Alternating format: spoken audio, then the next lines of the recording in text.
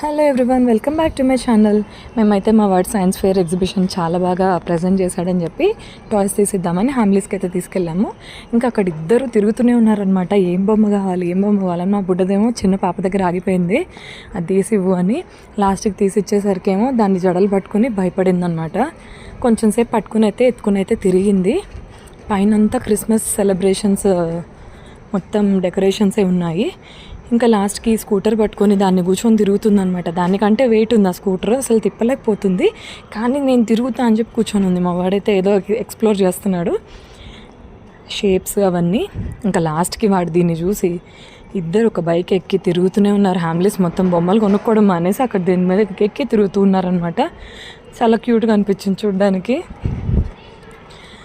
కానీ వాడేమో దాన్ని ప్రతి టాయ్ దగ్గరికి తీసుకెళ్ళి సింహం టాయ్ చూపించాడు. సాఫ్ట్ టాయ్ చాలా బాగుండింది.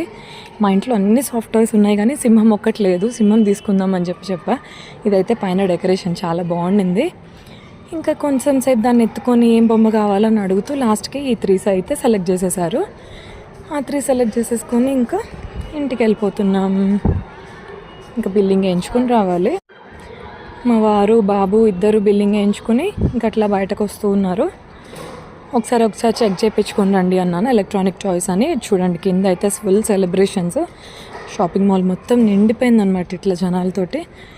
ఆ బుడ్డదేమో ఆ జనాల్ని చూస్తూ ఉందన్నమాట, అట్లానే స్టేరింగ్ అనమాట. సరే బిల్లింగ్ అయిపోయింది, ఇంకా చెక్ చేయించుకోవడానికి అయితే వెళ్ళారు. ఈ మధ్యలో ఈ రైడ్స్ చూపిస్తున్నా ట్రైడంలో. కొంచెం అయితే భయపడింది, చూడ్డానికే కొంచెం భయంగా ఉంది. అదైతే నేనైతే ఎక్కలేను. ఏమేమి టాయ్స్ కొన్నామో నెక్స్ట్ వీడియోలో చూపెడతాను. Thank you for watching my video. Bye friends.